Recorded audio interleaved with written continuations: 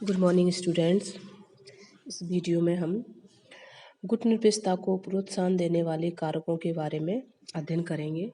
इससे पूर्व की वीडियो में हमने गुटनिरपेक्षता का अर्थ, उसका उदय और उसकी परिभाषाओं के बारे में अध्ययन किया था। इस वीडियो में हम गुटनिरपेक्षता को प्रोत्साहन देने वाले कारकों को देखते हैं। इसमें फर्स्ट है शीत युद्ध। शीत युद्ध द्वितीय महायुद्ध के पश्चात अमेरिका और सोवियत संघ जैसी महाशक्तियों में गंभीर मतभेद हुए।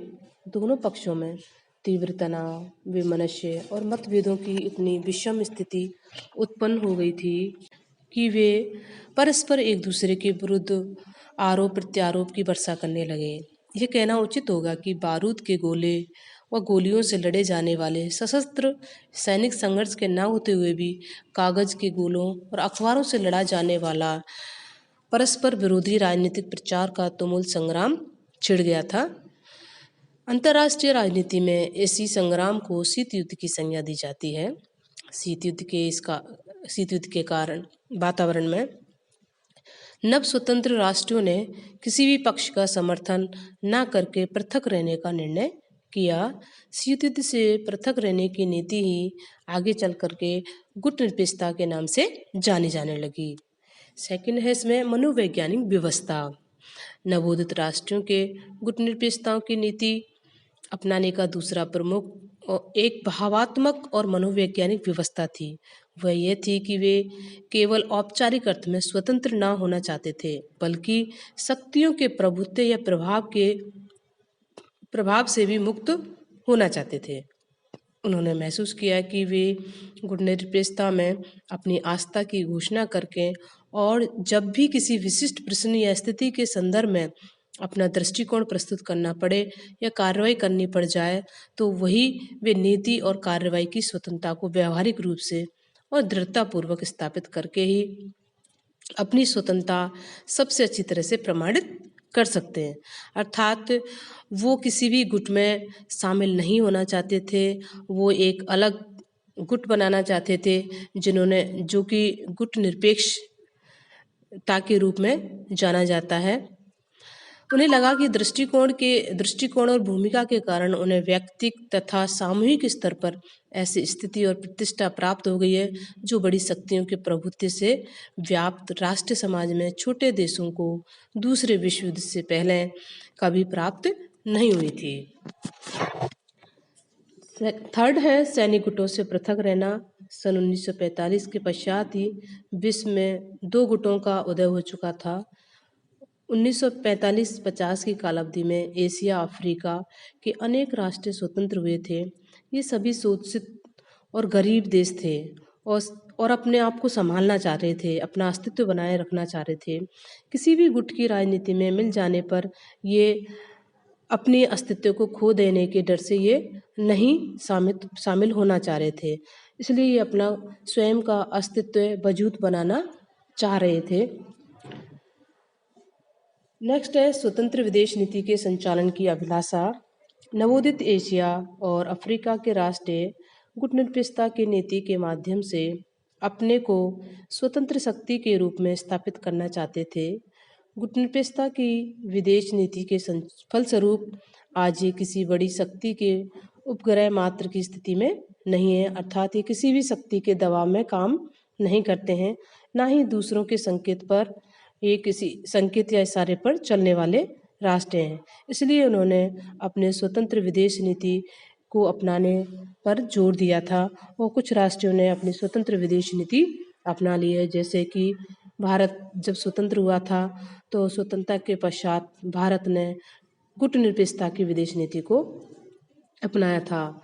आर्थिक कारकों में हम देखते हैं कि सभी गुटनिरपेक्ष देश आर्थिक रूप से पिछड़े हुए थे और उनका जो स्तर था वो बहुत नीचा था।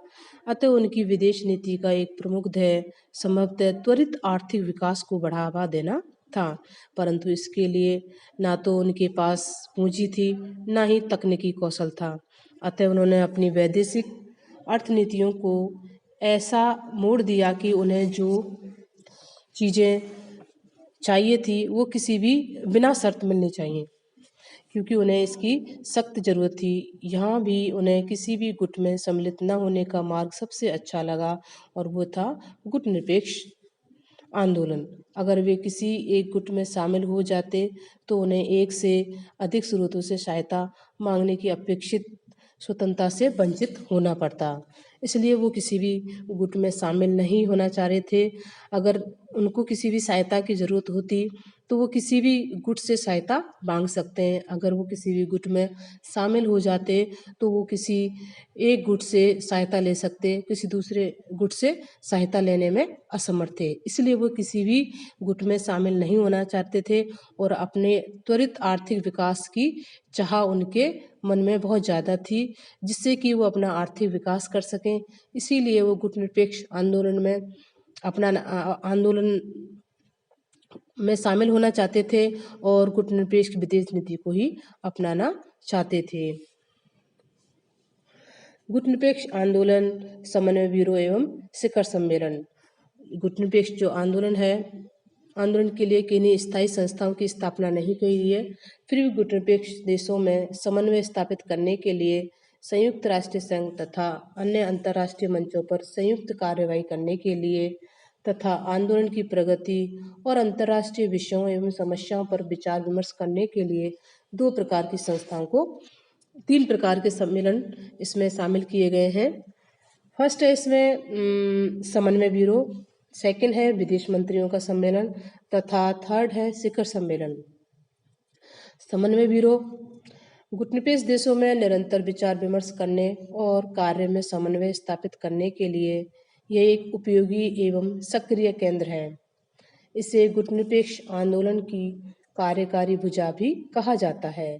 इसका स्वरूप एक तैयारी समिति की भांति है जो गुट निरपेक्ष देशों के शिखर सम्मेलन के लिए मसौदे तैयार करती है तथा संयुक्त राष्ट्र संघ और अन्य अंतर्राष्ट्रीय मंचों पर संयुक्त कार्यवाही एवं अगुवाई भी यही समिति करती है। सेकंड है इसमें विदेश मंत्रियों का सम्मेलन। इस सम्मेलन में गुट निरपेक्ष देशों के विदेश मंत्री भाग लेते हैं। सम्मेलन जहां गुट निरपेक्ष देशों के शिखर सम्मेलन के लिए कार्यसूची तैयार करता है, वहां गुट निरपेक्ष आंदोलन की सदस्यता प्राप्त करने के इच्छुक देशों के आवेदन पत्रों पर विचार विमर्श एवं निर्णय भी लेता है।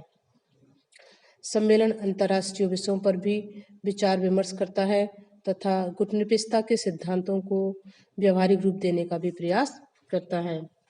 थर्ड है शिखर सम्मेलन। शिखर सम्मेलन गुट निरपेक्ष राष्ट्रों का सबसे बड़ा अधिवेशन है। यह सम्मेलन प्रति 3 वर्ष बाद होता है, जिसमें गुट निरपेक्ष देशों के मुखिया या शासन अध्यक्ष भाग लेते हैं। शिखर सम्मेलन में प्राय 4 प्रकार के सदस्य भाग लेते हैं। इसमें है पूर्ण सदस्य, पर्यवेक्षक सदस्य, पर्यवेक्षक गैर राज्य सदस्य और अतिथि। शिखर सम्मेलन में निर्णय सर्वसम्मति से लिए जाते हैं। ये थे गुट निरपेक्ष आंदोलन के प्रोत्साहन देने वाले कारक और उसकी कुछ संस्थाएं जिनमें समन्वय ब्यूरो और विदेश मंत्रियों का सम्मेलन और जो सबसे बड़ा है इसमें शिखर सम्मेलन, जो कि प्रति 3 वर्ष बाद में होता है।